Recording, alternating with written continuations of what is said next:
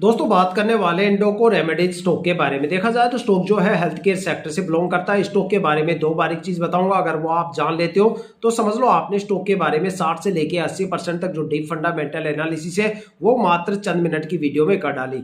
देखो तो एक तो इस स्टॉक के मैं पिछले 5 साल के रिटर्न के बारे में बताऊंगा, जहां पे आपको एक पैटर्न यहाँ पे समझाने की कोशिश करूंगा, एक आइडिया यहाँ पे समझाने की कोशिश करूंगा कि ये स्टॉक शॉर्ट टर्म में ज्यादा प्रॉफिटेबल है या फिर ये स्टॉक लॉन्ग टर्म में ज्यादा प्रॉफिटेबल है।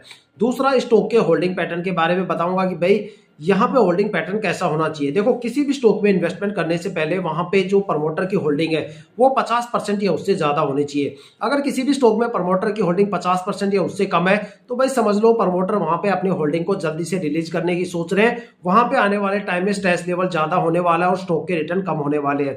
लेकिन अगर प्रमोटर की होल्डिंग 70, 80 या 90% या इससे ज्यादा होती है तो समझ लो या तो वो स्टॉक मल्टीबैगर बनेगा या फिर वो स्टॉक आने वाले टाइम में एक अच्छा खासा रिटर्न आपको देने वाला है। दूसरी सबसे इंपॉर्टेंट बात कि जो हमारे इंडियन स्टॉक मार्केट में कुछ इन्वेस्टर्स की कैटेगरी ऐसी भी है जो सबसे ज्यादा पैनिक होते हैं। अगर आप ये सोचते हो भाई पब्लिक इन्वेस्टर्स ज्यादा पैनिक है तो आप बिल्कुल गलत हो, क्योंकि सबसे ज्यादा पैनिक कैटेगरी में एफआईआई आता है। एफआईआई का मतलब होता है फॉरेन इन्वेस्टर्स, वो इन्वेस्टर्स जो डोमेस्टिक मार्केट के साथ साथ ग्लोबल मार्केट में भी इन्वेस्टमेंट करते हैं। जब उनको, क्योंकि उनकी जो मार्केट देखने की जो एनालिसिस स्किल होती है, मार्केट को वो जिस नजरिए से देखते हैं वो पब्लिक इन्वेस्टर से कहीं ज्यादा होता है, क्योंकि वो ग्लोबल मार्केट में भी इन्वेस्टमेंट करते हैं। जब उनको पता चलता है कि ग्लोबल मार्केट में गिरावट का माहौल बनने वाला है तो वो यहाँ पे सबसे पहले बिकवाली करने की सोचते हैं। और कई बार तो केस ऐसा होता है कि एफआईआई अपनी पूरी की पूरी होल्डिंग सोल्ड आउट करके निकल जाता है। इसलिए हमेशा बोला जाता है कि प्रमोटर की होल्डिंग ज्यादा से ज्यादा रखो, क्योंकि वो कंपनी के साथ लंबे टाइम तक रुकते हैं, धीरे धीरे करके अपनी होल्डिंग को रिलीज करते हैं। और एफआईआई की होल्डिंग हमेशा कम से कम रखो,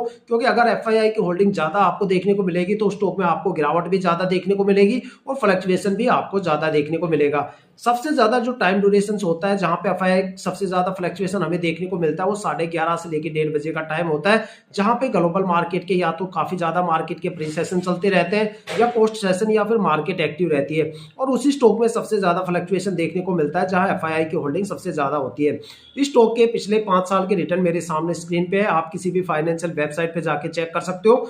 देखा जाए तो ये स्टॉक भाई शॉर्ट टर्म में भी बिल्कुल प्रॉफिटेबल नहीं है और लॉन्ग टर्म में भी स्टॉक में अगर एक माइनर सा रिटर्न आपको लेना है तो स्टॉक को कम से कम 4 साल के लिए होल्ड करना पड़ेगा। ऐसा इसके पिछले 5 साल के रिटर्न बता रहे हैं। पिछले 5 साल में स्टॉक ने 67% से 67.5% से ज्यादा का रिटर्न दिया। 4 साल में स्टॉक ने 1.5% का रिटर्न दिया।